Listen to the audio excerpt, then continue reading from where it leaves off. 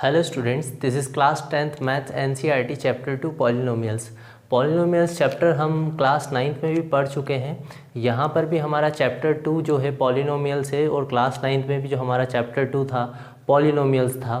तो पॉलिनोमियल्स एक mathematical expression होता है जिसमें तीन चीज़ें होती हैं, वेरिएबल्स होते हैं, कोफिशिएंट्स होते हैं और कांस्टेंट टर्म होते हैं।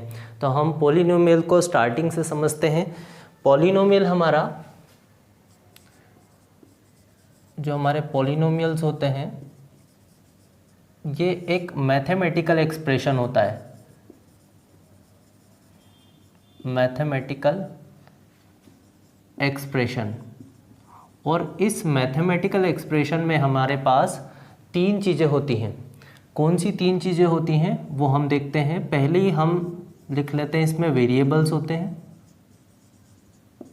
इसमें कोफिशिएंट्स होते हैं, कोफिशिएंट्स, और इसमें कांस्टेंट टर्म होता है, कांस्टेंट टर्म। अब हम इन्हें समझते हैं कि हमारे वेरिएबल्स क्या होते हैं, कोफिशिएंट्स क्या होते हैं और कांस्टेंट टर्म क्या होता है। तो अगर हम पॉलिनोमियल की बात करें तो polynomial is a mathematical expression which consist of variables, coefficient and constant term. हम पॉलिनोमियल्स में तीन चीज़ें देखते हैं, वेरिएबल्स, कोफिशिएंट, कांस्टेंट टर्म। मान लीजिए हमारे पास एक पॉलिनोमियल है, फॉर एग्जांपल हमारे पास एक पॉलिनोमियल दिया है 2x² प्लस 3x प्लस 7, ये हमारे पास एक पॉलिनोमियल दिया है। तो इस पॉलिनोमियल में जो हमारा x है, जो हम देख रहे हैं x हमारा होगा वेरिएबल। तो यहाँ पर जो वेरिएबल है हमारा, वेरिएबल है x। वेरिएबल हमारे एक से ज़्यादा भी हो सकते हैं पॉलिनोमियल्स में, लेकिन हमें इस चैप्टर में वन वेरिएबल में ही पॉलिनोमियल्स को पढ़ना है मेजरली। तो यहाँ पर हमारा जो वेरिएबल है x है। यदि हम एक पॉलिनोमियल और लिख लें, जैसे कि हम लिखें 2x² प्लस 3x प्लस 7, तो यहाँ पर आपको दो वेरिएबल्स मिलेंगे। वेरिएबल्स यहाँ पर x भी है और y भी है, दो वेरिएबल्स है। तो इस पॉलिनोमियल में आपको वेरिएबल दो मिल रहे हैं। तो वेरिएबल हमारे कोई भी अल्फ़ाबेट हो सकता है, x, y, z या u या फिर t या a, b, c, ये सभी हमारे होते हैं वेरिएबल्स। तो वेरिएबल एक से ज़्यादा भी हो सकते हैं पॉलिनोमियल में। हमें अब चलना है कोफिशिएंट्स के ऊपर। कोफिशिएंट जो है हमारे, अगर हम देखें यहाँ पर जो ये 2 है, 2 हमारा x² का कोफिशिएंट है। x² के साथ जो लिखा है मल्टीपल में, उसके साथ मल्टीप्लाई में, वो हमारा x² का कोफिशिएंट होगा। तो यहाँ पर कोफिशिएंट ऑफ x² जो है वो 2 है। जो x² के साथ लिखा है वो कोफिशिएंट होगा। और अगर हम यहाँ पर x का कोफिशिएंट निकालना चाहते हैं तो x का कोफिशिएंट होगा हमारा 3। कोफिशिएंट ऑफ x यहाँ पर है 3। तो हमने कोफिशिएंट समझ लिया। कोफिशिएंट हमारा x² का 2 है और x का 3 है। अब बचा है हमारे पास वेरिएबल्स हो चुके हैं, कोफिशिएंट हो चुका है, कांस्टेंट टर्म। तो कांस्टेंट टर्म इस वैल्यू को बोलते हैं हम, जो पीछे हमें वैल्यू दे रखी है जैसे 7, तो ये हमारा होगा कांस्टेंट टर्म। तो ये हमारे पॉलिनोमियल का थोड़ा सा हमने इंट्रोडक्शन लिया। पॉलिनोमियल एक मैथमेटिकल एक्सप्रेशन जिसमें तीन चीज़ें, वेरिएबल्स, कोफिशिएंट और कांस्टेंट टर्म। वेरिएबल्स आपके एक से ज़्यादा भी हो सकते हैं, कोफिशिएंट हमने डिस्कस कर लिए हैं। फिर कांस्टेंट टर्म हमारा ये लिखा है 7, तो ये हमारा कांस्टेंट टर्म है। अब हम चलते हैं कि हमारे जो पॉलिनोमियल्स हैं वो कितने टाइप्स के होते हैं। हमने क्लास 9th में भी टाइप्स डिस्कस किए थे, पर हम यहाँ भी एक बार देखेंगे कि हमारे जो पॉलिनोमियल हैं वो कितने टाइप्स के होते हैं।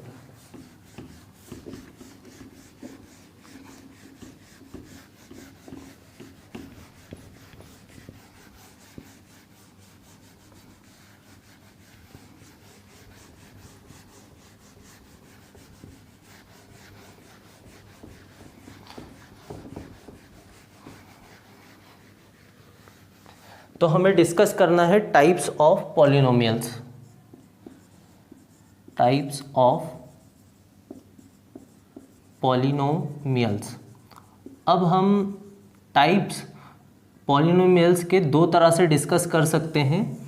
पहला हम करेंगे on the basis of number of terms, on the basis of number of terms, जितने टर्म्स होंगे उस हिसाब से हम पॉलिनोमियल को नाम देंगे। तो यहाँ पर हमारे 4 टाइप के पॉलिनोमियल्स होते हैं।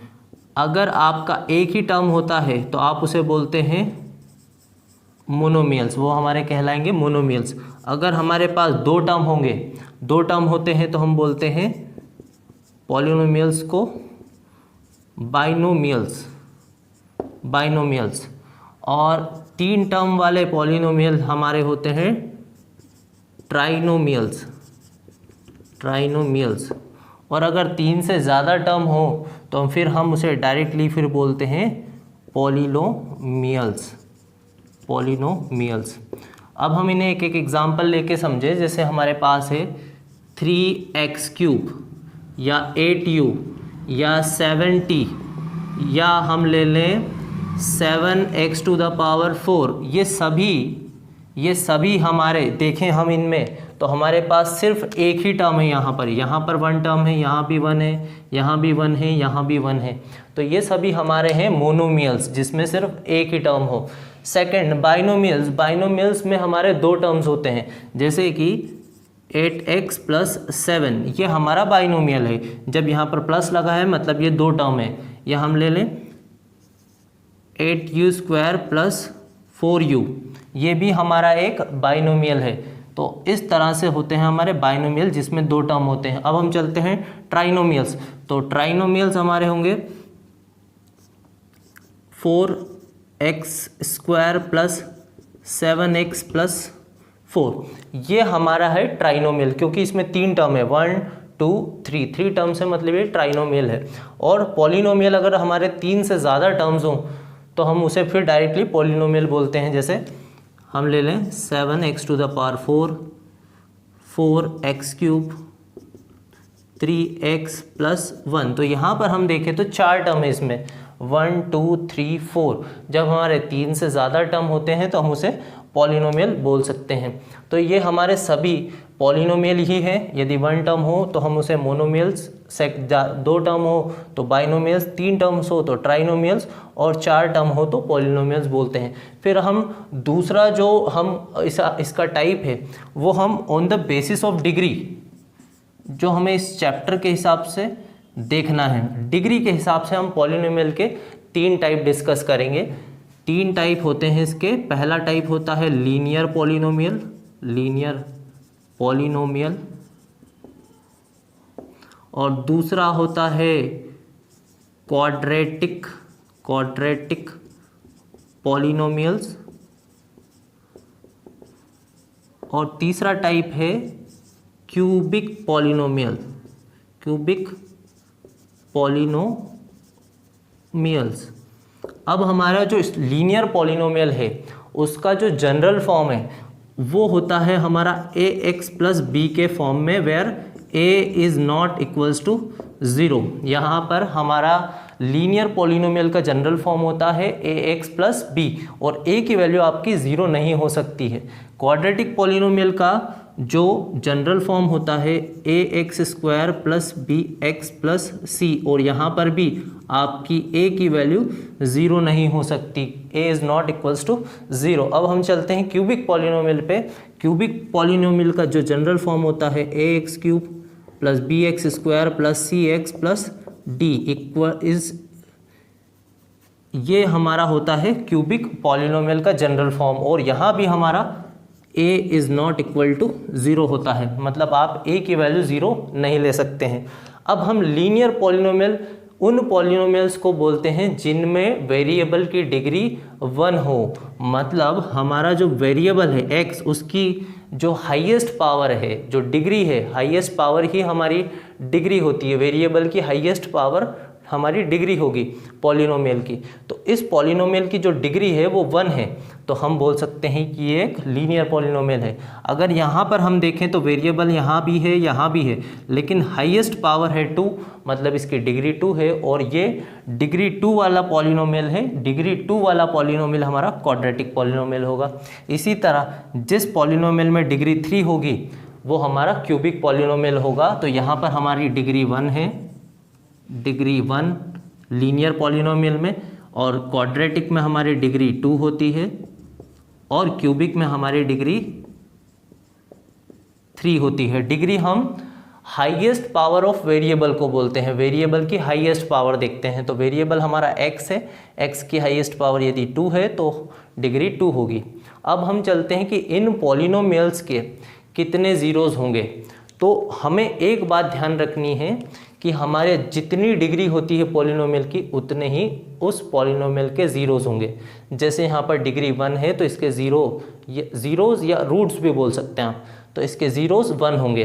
अगर यहाँ पर डिग्री देखें तो 2 है, तो इसके ज़ीरोज़ भी 2 होंगे या रूट्स भी 2 होंगे। यहाँ पर क्यूबिक पॉलिनोमियल में डिग्री 3 है, मतलब इसके ज़ीरोज़ भी 3 होंगे। अब हमें समझना है कि रूट्स या ज़ीरोज़ होते क्या हैं और इसका क्या इंपॉर्टेंस है। तो हम वही डिस्कस करेंगे अब कि हम किसी भी पॉलिनोमियल के ज़ीरो का क्या इंपॉर्टेंस होता है।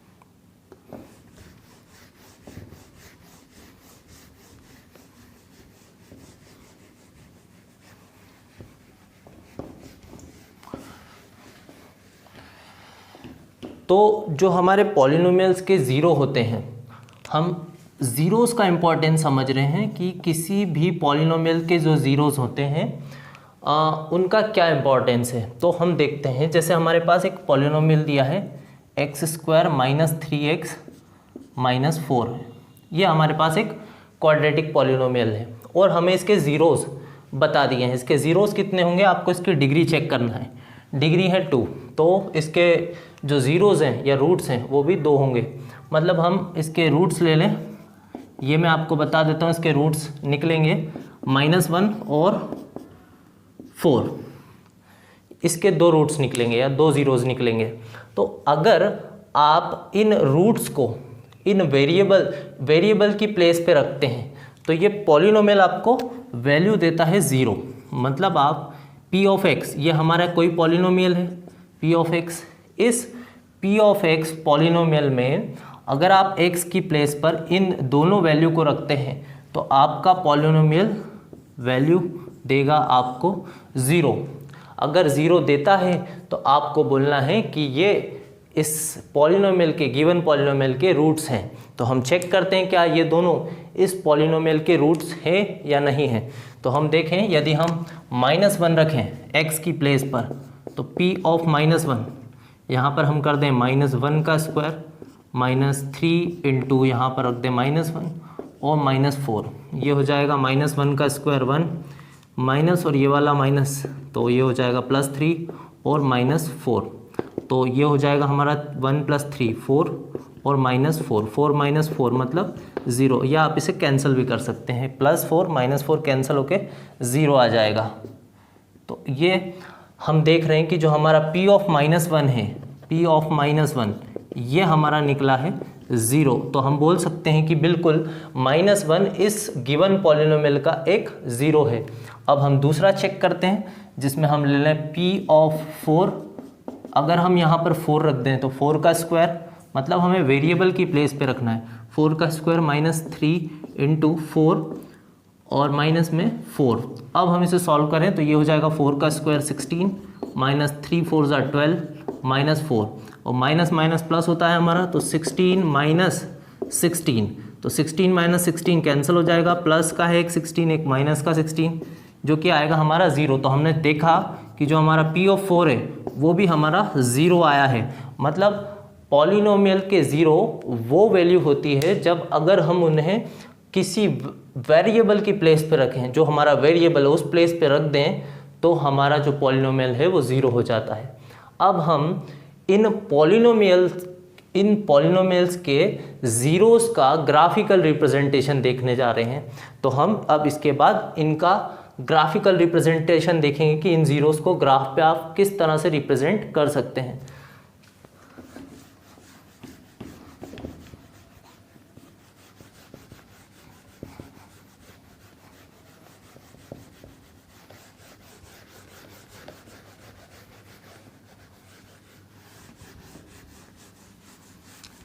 तो जो हमने अभी पॉलिनोमियल लिया था, हम उसी पॉलिनोमियल को ले लें जो क्वाड्रेटिक पॉलिनोमियल हमने लिया था।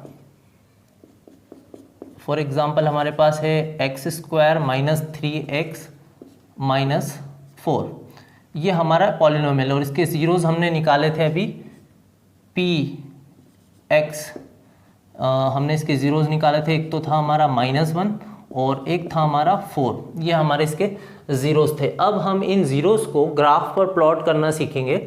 तो हमारा मान लीजिए ग्राफ दिया है,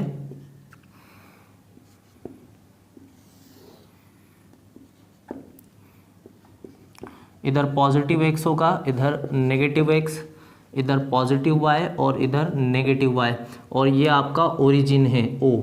अब हम यहाँ पर लिखते हैं, यहाँ है 1, यहाँ है 2 3 4 5, इधर -1 -2 -3, ऊपर जाएंगे तो 1 2 3 4 5 और इधर आपका रहेगा -1 -2 -3 -4।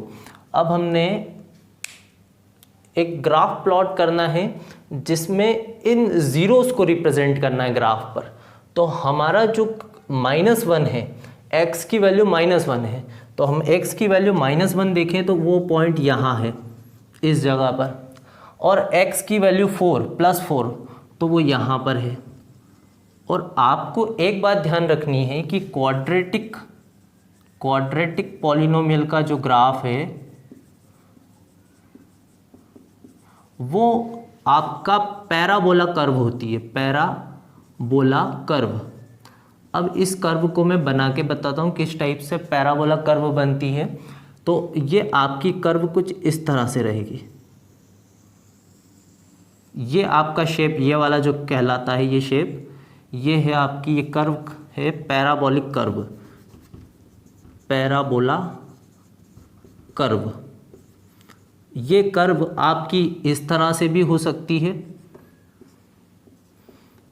ये ओपन डाउनवर्ड भी हो सकती है, मतलब ये इस तरह से भी हो सकती है और ये इस तरह से भी हो सकती है, अपवर्ड ओपन अपवर्ड, इस तरह से।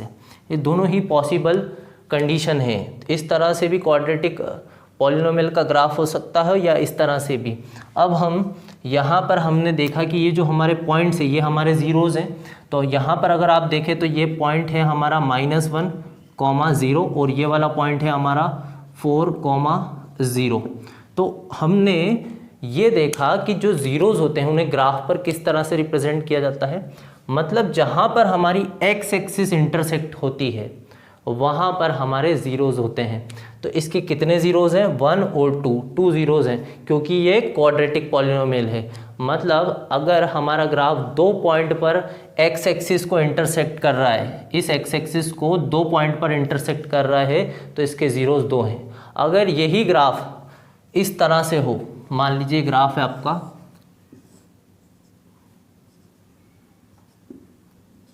और ये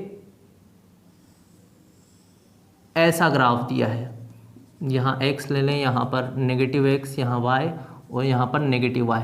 तो ये जो ग्राफ है हमारा, ये x एक्सिस को 3 पॉइंट पर इंटरसेक्ट कर रहा है। और ये ग्राफ है हमारा y equal to p of x का, और पी ऑफ एक्स कोई हमारा पॉलिनोमियल है। तो यहाँ पर अगर हम देखें तो कितने ज़ीरोज़ होंगे इसके, 1 2 3, मतलब इसके ज़ीरोज़ होंगे, इसके जो नंबर ऑफ ज़ीरोज़ होंगे 3 होंगे। तो हमने ग्राफिकल रिप्रेजेंटेशन के थ्रू ये सीखा कि जितनी बार हमारी एक्स एक्सिस इंटरसेक्ट होती है उतने ही उस पॉलिनोमियल के ज़ीरोज़ होंगे। हम एक एग्जांपल और लेते हैं ताकि हमारा जो पूरा कॉन्सेप्ट है वो क्लियर हो जाए।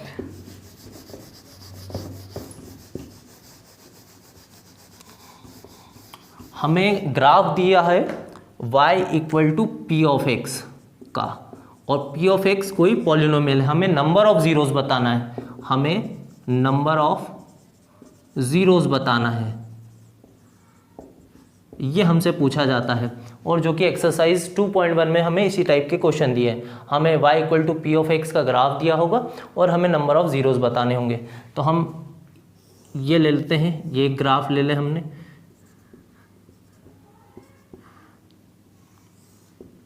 एक ग्राफ और ले लें हम,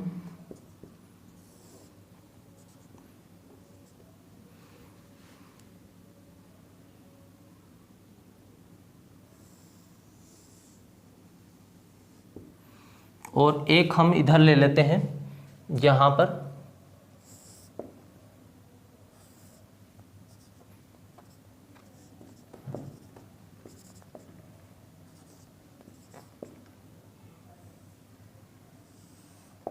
तो हमारे पास 3 ग्राफ दिए हैं, ए, बी और सी।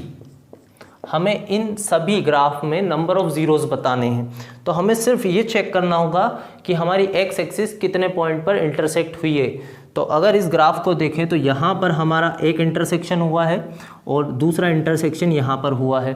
तो ये हमारी एक्स एक्सिस को 2 डिस्टिंक्ट पॉइंट पर इंटरसेक्ट कर रहा है, इसलिए इसके नंबर ऑफ ज़ीरोज़ 2 होंगे, इसके नंबर ऑफ ज़ीरोज़ 2 होंगे, क्योंकि इसने इस ग्राफ ने, इस पॉलिनोमियल ग्राफ ने एक्स एक्सिस को 2 डिस्टिंक्ट पॉइंट पर इंटरसेक्ट किया है। यहाँ पर देखें तो यहाँ पर हमारे 3 ज़ीरोज़ होंगे, क्योंकि इसने एक्स एक्सिस को 3 पॉइंट पर इंटरसेक्ट किया है। तो यहाँ पर जो नंबर ऑफ ज़ीरोज़ होंगे, नंबर ऑफ ज़ीरोज़ ये हमारे होंगे 3, क्योंकि इसने 3 पॉइंट पर इंटरसेक्ट किया। अब हम चलते हैं यहाँ पर एक कन्फ्यूजन हो जाता है। यहाँ पर इसे आपको एक ही पॉइंट ट्रीट करना है, मतलब इस ग्राफ ने एक्स एक्सिस को एक ही पॉइंट पर इंटरसेक्ट किया है। तो यहाँ पर जो नंबर ऑफ ज़ीरोज़ होंगे वो हमारे होंगे 1। तो इस तरह से हम किसी भी ग्राफ को देखकर उसके ज़ीरोज़ बता सकते हैं। अगर हम यहाँ पर देखें तो नंबर ऑफ़ ज़ीरोज़ 2 हैं, मतलब ये क्वाड्रेटिक पॉलिनोमियल होगा क्योंकि इसके ज़ीरोज़ 2 हैं। अगर हम यहाँ देखें नंबर ऑफ़ ज़ीरोज़ हैं 3, मतलब ये क्यूबिक पॉलिनोमियल होगा। और यहाँ पर देखें तो इसके नंबर ऑफ़ ज़ीरोज़ हैं 1, मतलब ये हमारा एक लीनियर पॉलिनोमियल होगा। लेकिन ऐसा नहीं है, ये हमारी जो कर्व है ये हमारी पैराबोलिक कर्व है, पैराबोलिक, जो कि हम डिस्कस कर चुके हैं पैराबोलिक कर्व। तो यहाँ पर ये पैराबोलिक कर्व है, इसलिए ये एक क्वाड्रेटिक पॉलिनोमियल का ग्राफ है, ना कि लीनियर पॉलिनोमियल का ग्राफ है।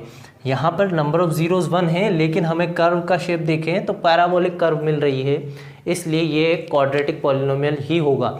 अब हम जानते हैं कि जो हमारा लीनियर पॉलिनोमियल होता है वो स्ट्रेट लाइन का ग्राफ देता है।